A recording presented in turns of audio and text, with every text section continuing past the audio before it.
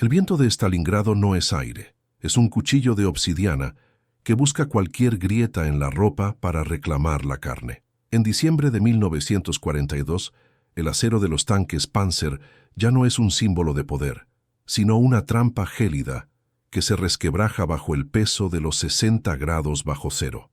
Pero en las ruinas de la ciudad, entre el amasijo de hormigón y los cadáveres congelados que sirven de señales de tráfico, hay algo moviéndose que es mucho más letal que una bala de francotirador o una descarga de artillería. Es un enemigo silencioso, minúsculo, que no entiende de ideologías ni de rangos, pero que ha decidido que el sexto ejército de la Wehrmacht es su banquete principal. Se llama Rickettsia Prowazeki, el agente del tifus, y viaja a lomos de millones de piojos que anidan en las costuras de los uniformes alemanes, transformando a los conquistadores de Europa en sacos de piel febril y delirante. Mientras los oficiales alemanes, con sus abrigos de lana robados a los civiles, se hunden en el letargo de la enfermedad, en el lado soviético de las trincheras ocurre algo que desafía toda lógica militar. En medio del apocalipsis blanco, un hombre camina con un cubo de metal y un látigo de ramas de abedul. Es el sargento médico Víctor Volkov. Su rostro es una máscara de cicatrices y determinación, tallada por los inviernos de Siberia, y el recuerdo de una aldea entera que vio morir durante la gran plaga de la guerra civil. Volkov no cree en la piedad, cree en el vapor y en la nieve. Lidera a un grupo de hombres a los que todos temen más que a la propia muerte, los purificadores. Su misión no es disparar al enemigo, sino despojar de su dignidad y de su ropa a los soldados del Ejército Rojo para someterlos al protocolo de hielo. Imaginad la escena, un búnker subterráneo, apenas iluminado por una lámpara de aceite, donde el aire es tan espeso que se puede cortar. Afuera la tormenta ruge como una bestia herida. Dentro, Volkov ordena a un pelotón de hombres exhaustos que se desnuden por completo. Los soldados tiemblan, no solo de frío, sino de terror. Saben que lo que viene después es una prueba de fuego y agua. Volkov no acepta excusas.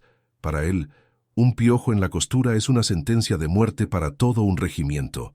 Bajo su mando, la higiene se ha convertido en una religión extremista. El ritual es brutal. Primero, el calor asfixiante de una banya improvisada donde el vapor quema los pulmones y abre los poros.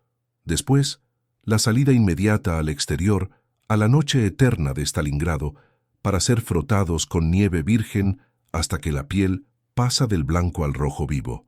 Es un choque térmico que detendría el corazón de un hombre común, pero para los hombres de Volkov es el bautismo que los mantiene vivos mientras sus enemigos se pudren por dentro. La Wehrmacht, en su arrogancia técnica, despreció estas tácticas como supersticiones bárbaras de la estepa. El alto mando alemán confiaba en sus laboratorios en Berlín, en sus desinfectantes químicos y en su supuesta superioridad racial, que los haría inmunes a las enfermedades de los subhumanos. Pero el general Invierno tiene un sentido del humor macabro. Mientras los alemanes se apiñaban en sótanos infectos, compartiendo el calor corporal, y con él los parásitos, el tifus comenzó su siega. Un soldado empezaba con un dolor de cabeza punzante, seguido de una fiebre que le hacía ver ángeles de fuego en el cielo de Rusia. Luego aparecían las manchas rosadas en el pecho, la señal de que la sangre se estaba envenenando. En cuestión de días, el soldado ya no era un combatiente, era una carga, un bulto de carne que exhalaba un olor dulce y pútrido que inundaba los hospitales de campaña.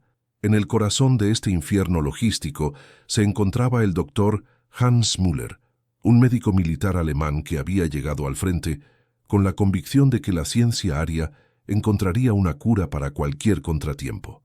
Müller observaba con horror cómo sus suministros de vacunas se congelaban y se volvían inútiles, y cómo los aparatos de desinsectación por aire caliente se averiaban por la falta de combustible. En su diario, Müller anotó una observación que lo atormentaría hasta el final de sus días.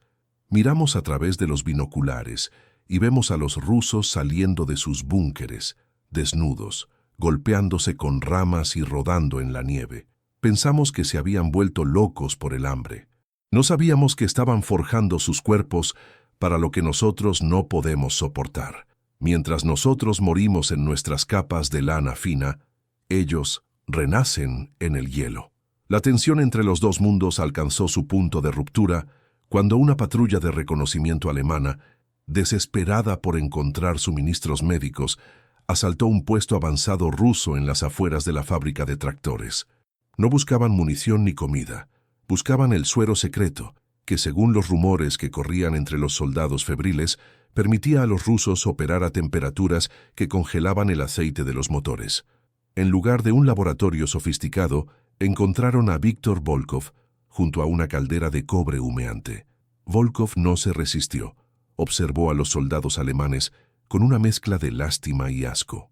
Vio sus ojos hundidos, el temblor de sus manos y, sobre todo, vio el rastro de los piojos caminando por sus cuellos.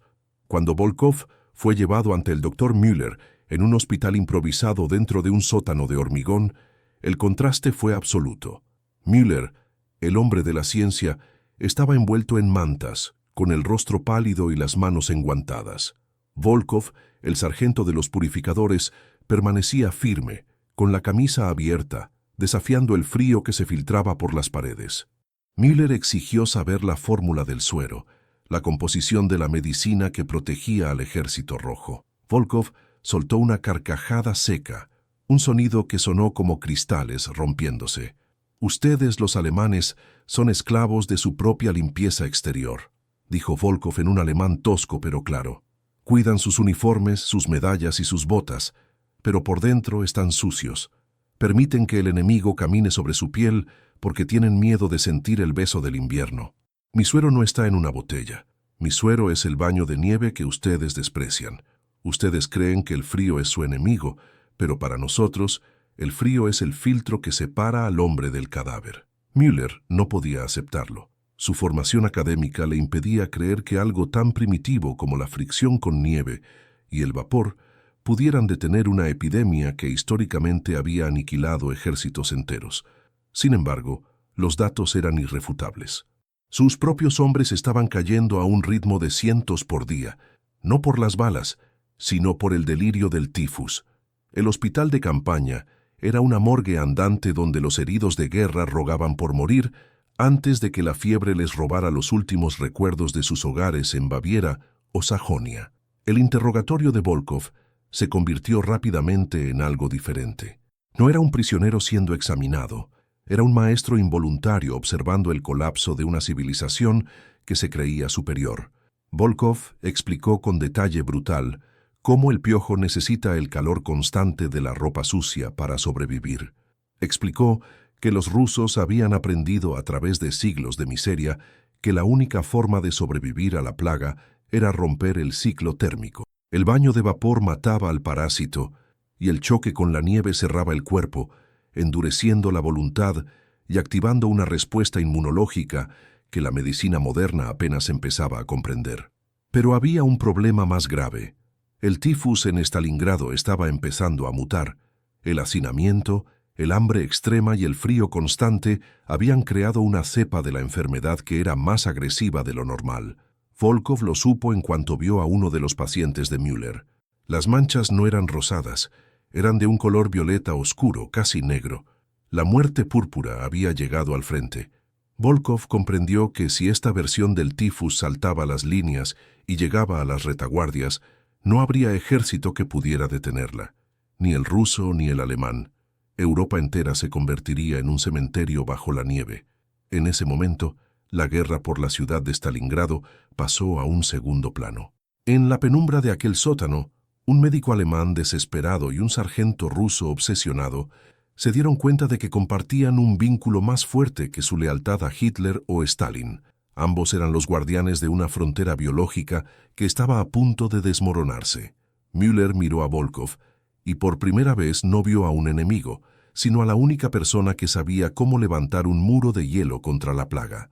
La propuesta de Müller fue una traición a todo lo que su uniforme representaba. «Ayúdame a implementar tu protocolo aquí», susurró el doctor alemán, consciente de que si los oficiales de la Gestapo lo oían, sería fusilado por derrotismo o por colaborar con el enemigo.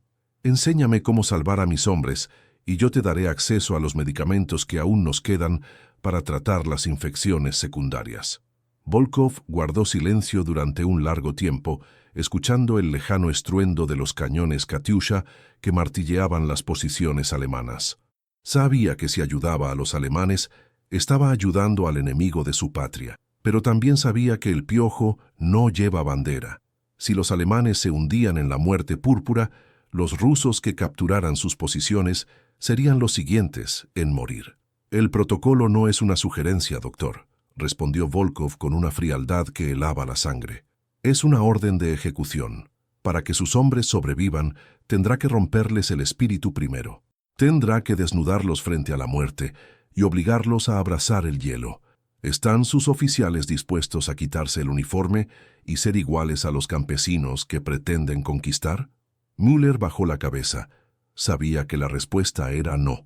La arrogancia prusiana era más fuerte que el instinto de supervivencia.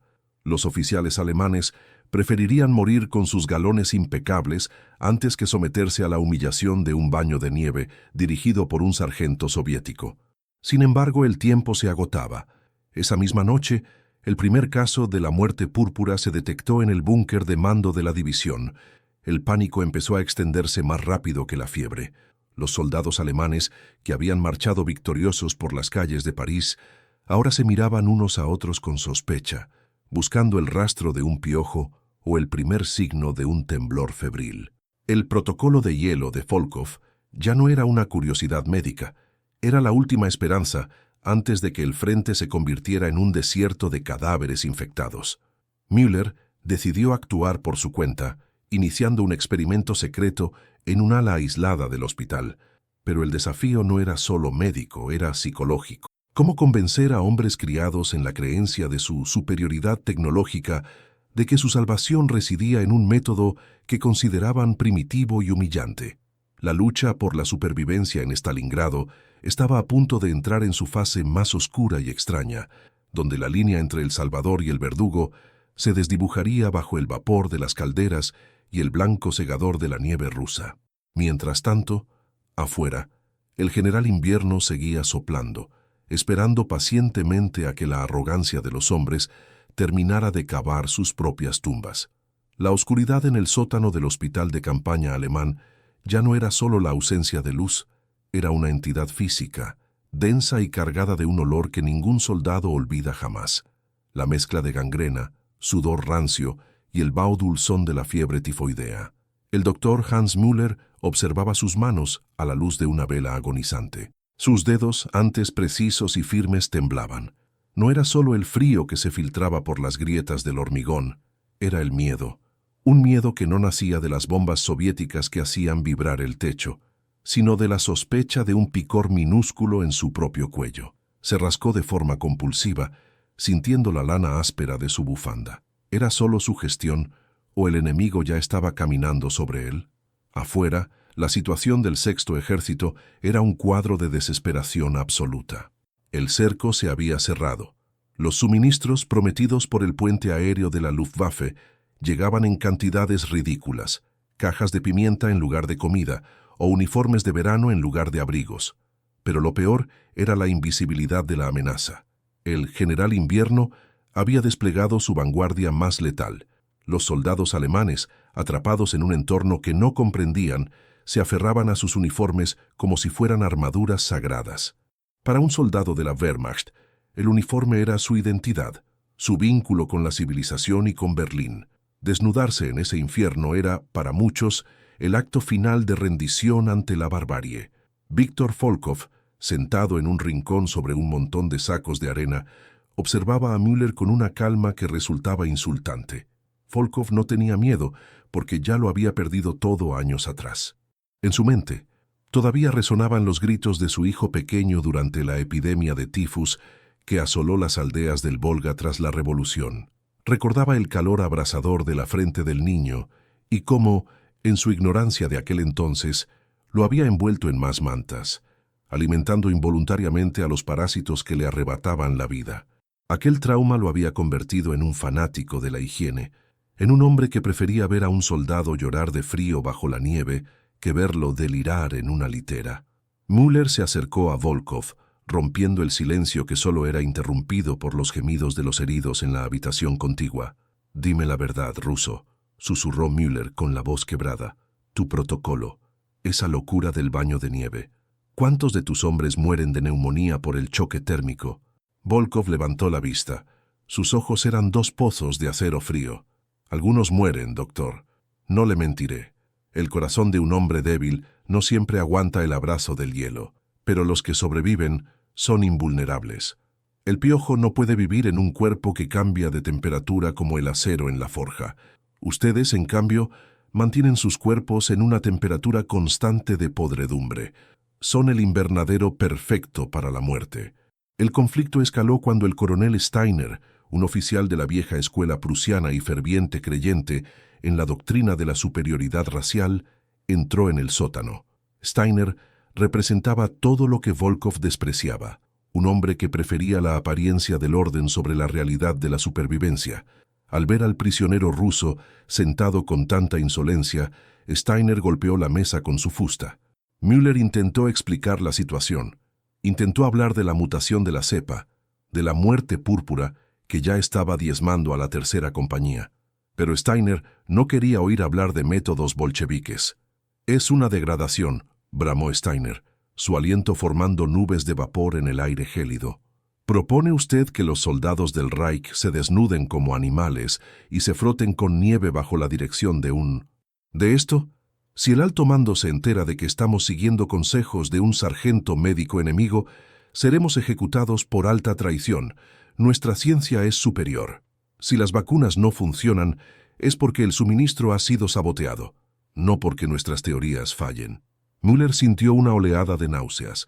Miró a su alrededor, a los hombres que yacían en los pasillos, hombres que habían ganado batallas en Francia, Polonia y los Balcanes, ahora reducidos a sombras que se rascaban hasta sangrar en sueños.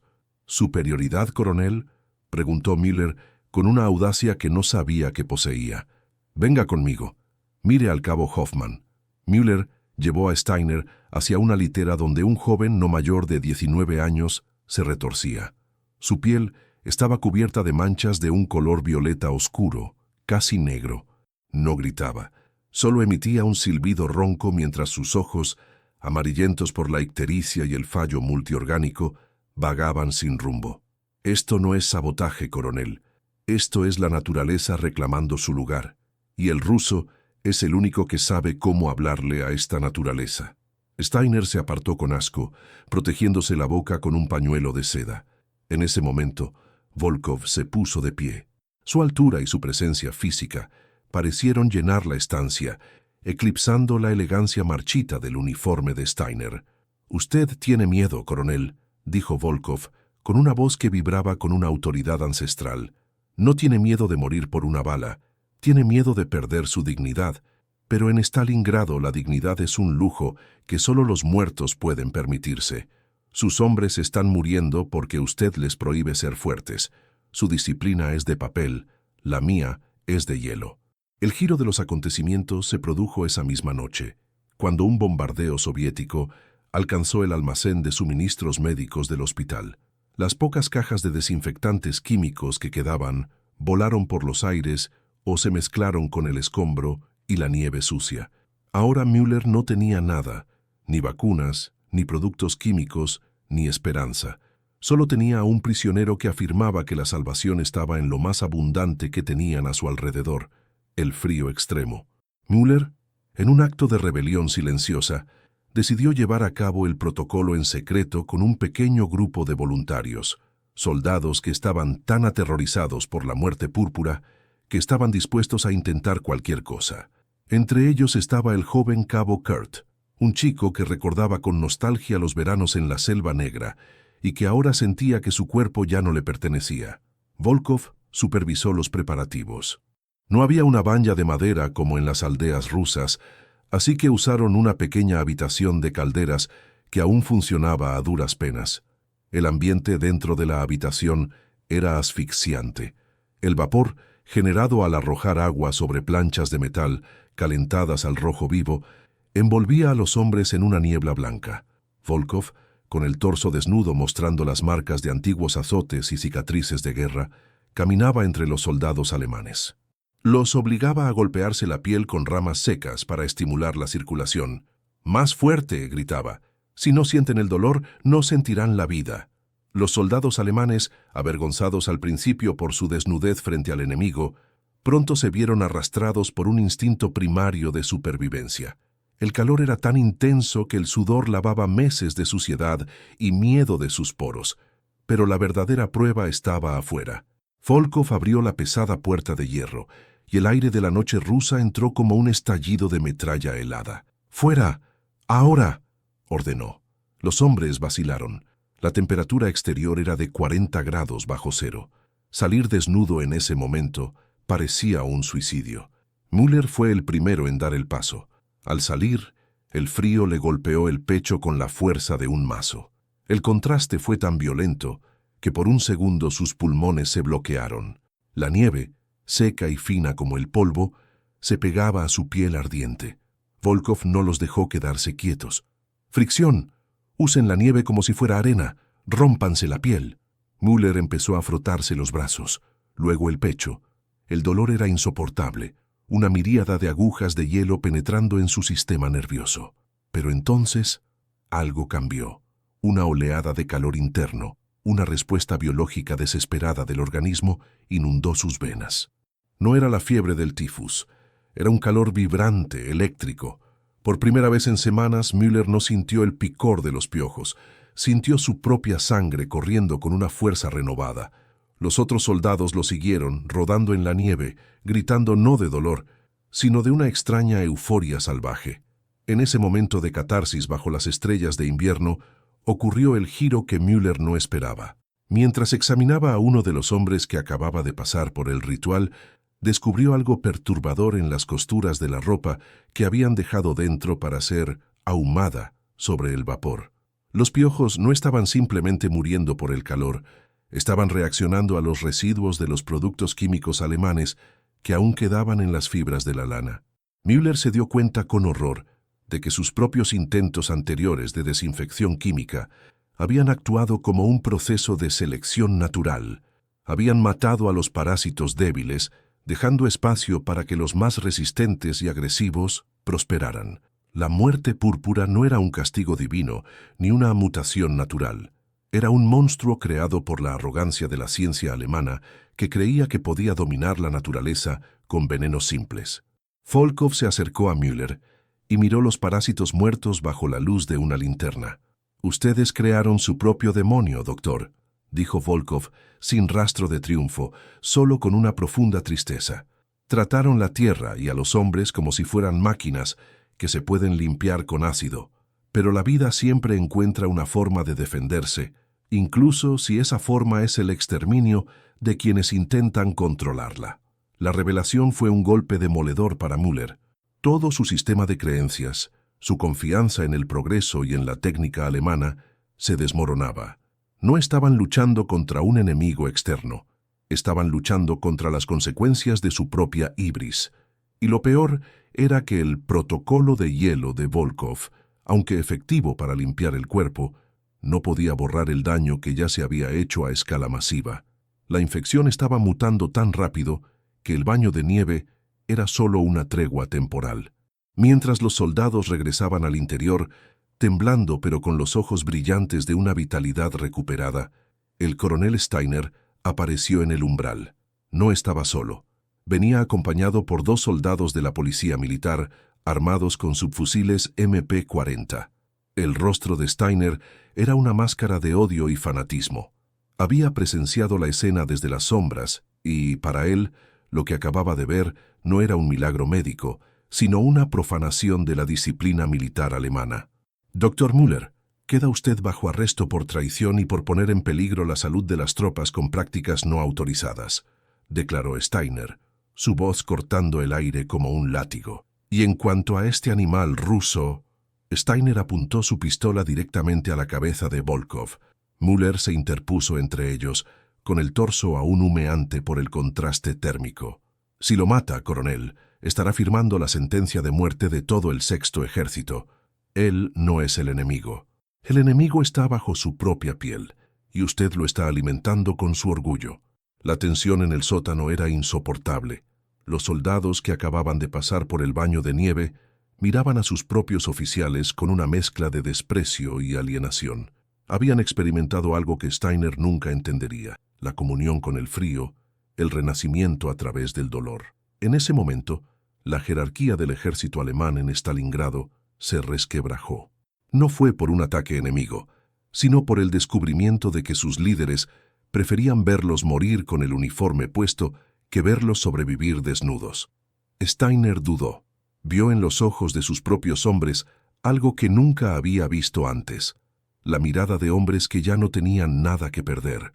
La muerte púrpura seguía acechando en las sombras, y el Piojo, ese pequeño arquitecto del destino, continuaba su incansable labor. Volkov, impasible frente al cañón de la pistola, solo sonrió levemente. Sabía que la verdadera guerra no se libraba con balas, sino con la voluntad de aceptar que, frente al invierno absoluto, todos los hombres son iguales, solo carne, sangre y el deseo desesperado de sentir un momento más de calor antes de que el hielo lo reclame todo. La noche apenas comenzaba, y el protocolo de hielo estaba a punto de convertirse en la única ley en un mundo que había olvidado la misericordia. El cañón de la Luger de Steiner permanecía inmóvil, un punto negro y gélido en medio de la penumbra del sótano, apuntando directamente al entrecejo de Víctor Volkov. El silencio que siguió a la amenaza del coronel fue más denso que el humo del tabaco barato y el vaho de la fiebre. Fuera, el mundo parecía estar desmoronándose bajo el peso de la artillería pesada, pero dentro de esas paredes de hormigón, el tiempo se había detenido en un duelo de voluntades. Müller, con el torso todavía húmedo y la piel ardiendo por la reacción al frío, sentía que cada latido de su corazón era una campana que anunciaba el fin. No era solo el miedo a la bala, era la comprensión de que Steiner, en su fanatismo ciego, estaba a punto de destruir la única brújula que tenían en ese laberinto de muerte. «Baje el arma, coronel», repitió Müller, su voz ahora más firme, cargada de una desesperación que bordeaba la locura. «Si lo mata, no quedará nadie para distinguir entre un soldado vivo y un cadáver andante en menos de 48 horas. He visto las muestras. La infección no está siguiendo las reglas de los libros de texto. Se está alimentando de nuestra supuesta limpieza». Steiner no parpadeó. Sus ojos hundidos y rodeados de ojeras violáceas delataban que él también estaba librando una batalla interna. Entonces ocurrió lo que Volkov había estado esperando. Steiner tosió. Fue una tos seca, metálica, que pareció desgarrarle los pulmones. Un pequeño rastro de saliva sanguinolenta asomó por la comisura de su boca. El brazo que sostenía la pistola tembló, apenas 1 milímetro, pero fue suficiente para que el aura de invencibilidad del oficial prusiano se hiciera añicos. Volkov no aprovechó el momento para atacar. Se limitó a cruzar los brazos sobre su pecho desnudo y lleno de cicatrices. «El hielo no tiene piedad con los que mienten», dijo el ruso con una calma sobrenatural. «Usted ya la tiene dentro, coronel. La muerte púrpura no pregunta por su árbol genealógico. Se está bebiendo su sangre mientras hablamos. Puede matarme ahora y morir como un héroe en sus informes, o puede desnudarse y tratar de sobrevivir como un hombre». Steiner bajó lentamente el arma, no por convicción, sino porque el agotamiento físico lo venció. Se desplomó en una silla de madera, jadeando. La autoridad se le escurría entre los dedos como arena fina. A partir de ese momento, el sótano se transformó en algo que no figuraba en ningún manual de guerra. Se convirtió en un santuario del protocolo de hielo. La situación exterior empeoraba por minutos. Los informes que llegaban por radio eran fragmentos de pesadilla. Regimientos enteros que no respondían a las órdenes, no porque hubieran desertado, sino porque los hombres estaban demasiado débiles incluso para sostener sus rifles. El tifus mutado estaba borrando la capacidad de combate del Sexto Ejército con una eficacia que el general Zhukov envidiaría. Müller y Volkov, unidos por un pacto de necesidad absoluta, empezaron a trabajar en lo que Müller llamó la última línea de defensa, pero el destino tenía preparado un nuevo obstáculo, uno que ni siquiera la sabiduría ancestral de Volkov podía prever. La temperatura descendió aún más, alcanzando niveles que desafiaban la física. El queroseno de las lámparas se espesaba, y las tuberías que alimentaban la caldera de vapor empezaron a reventar con estallidos que sonaban como disparos. Sin vapor, el protocolo era una sentencia de muerte por hipotermia pura. Volkov, sin embargo, no se amilanó. Obligó a los hombres a derribar las estanterías de madera del hospital y cualquier mueble disponible para alimentar un fuego abierto en medio del sótano. El humo se volvió insoportable, picando en los ojos y ennegreciendo las paredes, pero era el único calor que les quedaba. En medio de este caos, Müller comenzó a hundirse en una profunda crisis emocional. Se veía a sí mismo en los pasillos de la Universidad de Múnich, discutiendo sobre la ética médica y el progreso de la bacteriología. ¿Cómo había terminado aquí, siguiendo las órdenes de un sargento enemigo, golpeando con ramas de abedul a jóvenes alemanes desnudos en un sótano lleno de humo? Sentía que su identidad se estaba disolviendo. La ciencia en la que había confiado le había dado la espalda. Cada vez que miraba a un soldado a los ojos veía el mismo vacío, el miedo a ser olvidado en una fosa común, sin nombre, convertido en un mero dato estadístico de una epidemia. Una noche, mientras Volkov vigilaba el fuego, Müller se acercó a él. «¿Por qué lo haces?», preguntó el médico alemán. «¿Por qué salvar a los hombres que vinieron a destruir tu país?». Volkov miró las llamas, sus ojos reflejando un fuego antiguo. «En 1920 vi a mi aldea morir. No fueron los blancos ni los rojos quienes los mataron. Fue el piojo. Mi padre, que era un hombre sabio, me dijo que la plaga es el juicio de la tierra sobre la arrogancia de los hombres. Yo no salvo alemanes, doctor. Intento salvar lo que queda de humanidad antes de que el frío lo borre todo. Si permitimos que esta mutación escape de Stalingrado, no habrá Rusia ni Alemania a la que volver. Solo habrá un cementerio que cubrirá el mundo». Estas palabras calaron hondo en Müller.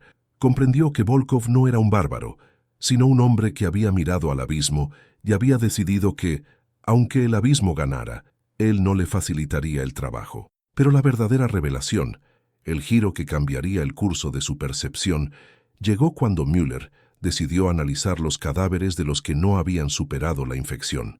Al realizar una autopsia clandestina a un soldado que acababa de morir de la muerte púrpura, Müller descubrió algo espantoso. Los órganos internos no estaban simplemente congestionados por la fiebre, estaban cristalizados. Pequeños depósitos de una sustancia química desconocida brillaban en los tejidos. Müller recordó entonces un cargamento especial que había llegado semanas atrás bajo el sello de suministros experimentales del Grupo de Investigación Química de las SS. Se suponía que eran pesticidas de nueva generación para limpiar las trincheras. Al revisar los registros con manos temblorosas, Müller unió los puntos.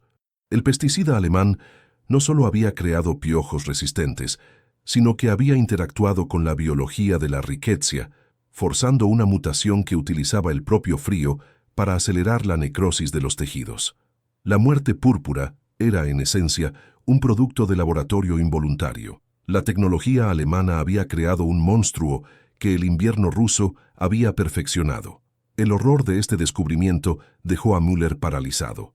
Sus propios compatriotas, en su afán por la pureza y la eficiencia química, habían desatado una plaga que ahora los consumía. No era una maldición divina, era un error de cálculo humano. Corrió hacia Volkov y le mostró sus hallazgos. El ruso escuchó con una expresión de pesadumbre, pero no de sorpresa. «El hombre siempre intenta crear un arma más letal que la anterior», dijo Volkov en voz baja, «pero la naturaleza siempre es la mejor armera». La tensión llegó a su clímax cuando la radio del hospital emitió un comunicado de emergencia. El alto mando soviético había lanzado la Operación Urano. El frente alemán se estaba desmoronando por completo. Los ruidos de los combates ya no estaban en la distancia. Estaban en la calle de arriba. El estruendo de los tanques T-34, haciendo crujir el hielo de las calzadas, era constante. Müller sabía que en cuestión de horas el hospital sería capturado. Pero no era el ejército ruso lo que más le asustaba. Era lo que Volkov le confesó a continuación. «Doctor, mis camaradas no vienen a liberarnos», dijo Volkov, mirando hacia la escalera que conducía al exterior. «He estado enviando informes a través de los prisioneros que dejamos ir. El mando soviético sabe lo de la muerte púrpura. Tienen órdenes claras. Si el foco de infección no se contiene, este sector debe ser arrasado, no con artillería, sino con fuego. Van a utilizar lanzallamas y bombas incendiarias para purificar la zona. Para ellos, somos una amenaza biológica, no un hospital. El giro fue devastador. Habían luchado contra el frío, contra los piojos y contra la fiebre, solo para descubrir que sus propios bandos los consideraban un riesgo aceptable que debía ser eliminado. Müller miró a Steiner, que ahora deliraba en su silla, y luego a los soldados que habían confiado en ellos. El protocolo de hielo les había dado unos días más de vida, pero ahora esos días se estaban agotando bajo la amenaza de una hoguera masiva. «Tenemos que salir de aquí», dijo Müller. «¿Hacia dónde?», respondió Volkov. «Fuera es el invierno absoluto. Si salimos, nos dispararán. Si nos quedamos, nos quemarán. Solo hay un camino y es hacia abajo, hacia los túneles de drenaje que llevan al Volga. Pero el agua allí está a punto de congelarse». Müller miró el fuego que ardía en el centro del sótano. Comprendió que la única forma de sobrevivir era llevar el protocolo al extremo más absoluto. Tendrían que cruzar los túneles congelados, desnudos o casi desnudos, para evitar que sus ropas infectadas los mataran o que la humedad los congelara vivos. Era una apuesta suicida. La imagen era dantesca.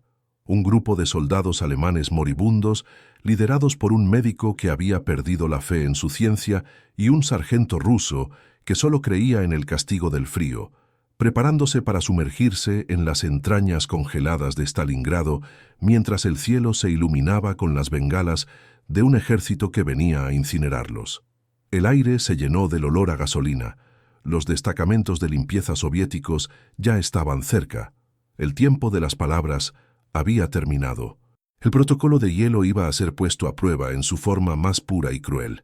En el umbral de la muerte ya no había enemigos, solo cuerpos que buscaban un último rastro de calor en el corazón del invierno más oscuro de la historia. Cada paso hacia el túnel era un paso hacia lo desconocido, donde el hielo sería su único juez y quizás su único salvador. El rugido de los lanzallamas soviéticos no era un sonido de este mundo. Era un aullido gutural, una exhalación de azufre que convertía el aire gélido en un infierno líquido. A través de las pequeñas rendijas del sótano, el doctor Hans Müller vio el primer destello de color naranja intenso, lamiendo las ruinas de la superficie. Los destacamentos de limpieza del Ejército Rojo, los verdaderos purificadores, habían llegado. No buscaban prisioneros ni gloria militar, buscaban la erradicación total de un foco de infección que amenazaba con devorar a ambos ejércitos. Para los hombres que operaban esos tanques químicos, el hospital de campaña alemán no era más que un nido de parásitos que debía ser cauterizado. En el sótano, el pánico se convirtió en una parálisis fría. Los soldados alemanes que habían sobrevivido al primer protocolo de hielo miraban a Volkov, el sargento ruso que ahora era su única conexión con la vida. Volkov no perdió un segundo. Con un gesto brusco, señaló una trampilla metálica en el suelo, oculta tras una montaña de escombros. «¡Abran esto! ¡Ahora!», gritó por encima del estruendo de las explosiones cercanas, que era la entrada a los túneles de drenaje que conectaban con los sótanos de la fábrica de tractores y, finalmente, con las orillas del Volga. Pero había una condición terrible. Volkov miró a Müller y luego a los hombres. «Si entramos con estas ropas, estamos muertos. El calor de los túneles activará los huevos de los piojos en las costuras y la muerte púrpura nos consumirá en la oscuridad. Deben dejarlo todo. Solo la piel y la voluntad pueden pasar por este desfiladero». Müller comprendió la magnitud de la orden. Era el acto final de despojo. Debían abandonar sus uniformes, sus insignias, sus últimas posesiones terrenales y entrar en el vientre congelado de Stalingrado como nacieron, desnudos y vulnerables. El coronel Steiner, cuya fiebre ya le impedía mantenerse en pie, soltó una carcajada delirante mientras se aferraba a su cruz de hierro. «Prefiero las llamas a la humillación de un túnel de ratas», siseó, con los ojos vidriosos por la infección. Fue el único que se quedó atrás. Nadie intentó convencerlo. En ese momento la jerarquía militar había dejado de existir. Solo existía la biología. Uno a uno, los soldados alemanes, siguiendo el ejemplo de Müller y Volkov, se despojaron de sus abrigos de lana infestados y de sus botas llenas de podredumbre. El frío del sótano era insoportable, pero el miedo al fuego que se acercaba por las escaleras era un motor más potente. Cuando Müller entró en el túnel, el agua helada le llegaba a las rodillas. El contacto fue como si le amputaran las piernas con un hacha de cristal. Volkov lideraba la marcha, sosteniendo una antorcha improvisada que arrojaba sombras grotescas sobre las paredes cubiertas de escarcha. Detrás de ellos, el sótano se iluminó con un resplandor blanco. El primer chorro de gasolina gelatinosa acababa de entrar por las ventanas superiores. El grito de Steiner fue breve, ahogado por el rugido de la combustión, marcando el fin de una era de arrogancia técnica que el hielo no había podido doblegar, pero el fuego sí. El tránsito por los túneles fue una odisea de privación sensorial y agonía física. Müller sentía que su cuerpo ya no le pertenecía. Era una máquina de dolor que se movía por inercia.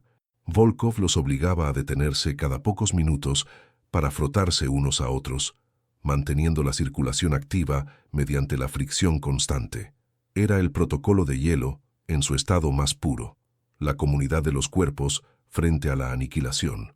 En la oscuridad total, donde el olor a moho y a muerte era omnipresente, Müller se dio cuenta de que Volkov tenía razón.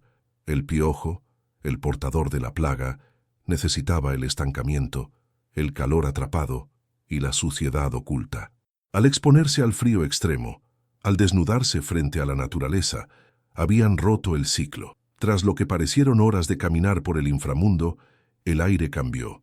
Ya no olía a encierro, sino a nieve fresca y a la inmensidad del río. Emergieron por una alcantarilla a escasos metros del Volga, bajo un cielo que empezaba a clarear con el gris de un nuevo día de guerra. El paisaje era desolador. El río estaba parcialmente congelado, cubierto de icebergs de escombros y cadáveres atrapados en el cristal de agua. Pero estaban vivos. Müller, temblando violentamente, miró sus manos. Estaban rojas, casi en carne viva por la nieve y la fricción, pero las manchas púrpuras no habían avanzado. La mutación se había detenido. Volkov se detuvo frente a ellos, su figura recortada contra la bruma del río.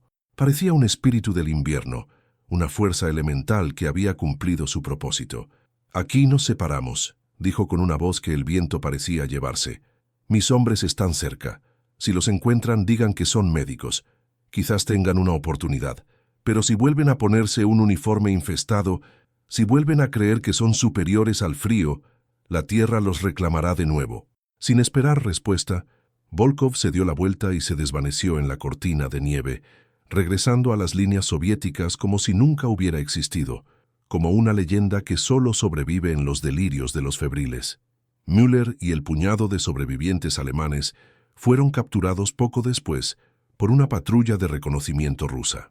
Al ver a un grupo de hombres desnudos, frotándose con nieve y moviéndose con una vitalidad extraña en medio de una división alemana que se desintegraba por el tifus, los rusos vacilaron.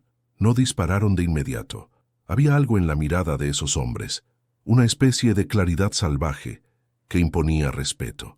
Müller pasó el resto de la guerra en campos de prisioneros, pero a diferencia de la gran mayoría de sus compatriotas del Sexto Ejército, sobrevivió. Nunca volvió a enfermar. Su cuerpo parecía haber desarrollado una resistencia que desafiaba cualquier explicación médica convencional. Años después, en una clínica tranquila de la Alemania de la posguerra, Hans Müller escribía sus memorias, que nunca serían publicadas oficialmente debido a su contenido perturbador. En ellas, describía cómo la verdadera derrota en Stalingrado no fue causada por la falta de municiones o de combustible, sino por la incapacidad de la mente occidental para comprender que el entorno no es algo que se conquista, sino algo con lo que se negocia. El protocolo de hielo no era solo una táctica sanitaria, era una lección de humildad biológica. Las estadísticas finales de la batalla de Stalingrado son escalofriantes. De los más de 90.000 alemanes que marcharon al cautiverio en 1943, solo unos 5.000 regresaron a casa. La inmensa mayoría pereció en las semanas posteriores a la rendición, víctimas del tifus, la disentería y el agotamiento. Sin embargo, entre esos supervivientes había una proporción inusualmente alta de hombres que habían pasado por el hospital de Müller. Los informes médicos soviéticos notaron con asombro que estos hombres presentaban una salud robusta a pesar de las condiciones infrahumanas. Eran los hombres de hielo, aquellos que habían aprendido a convertir el invierno en su aliado. La mutación de la muerte púrpura desapareció tan rápido como había surgido, incinerada en los sótanos de la ciudad o congelada en las profundidades de los túneles. Nunca se volvió a documentar una cepa similar, lo que llevó a muchos a creer que fue un evento único, una respuesta defensiva de la propia tierra rusa ante una invasión que amenazaba su equilibrio natural. El secreto de Volkov, ese conocimiento ancestral sobre el vapor y la nieve, permaneció oculto en los archivos clasificados del Servicio Médico Soviético, etiquetado simplemente como procedimientos de emergencia para climas extremos. Pero para Müller, la lección era universal. A menudo, en las noches de invierno en Múnich, abría la ventana de su estudio y dejaba que el aire gélido entrara en la habitación. Recordaba el olor de la banya improvisada, el dolor punzante de la nieve contra su piel y la mirada de acero de Víctor Volkov.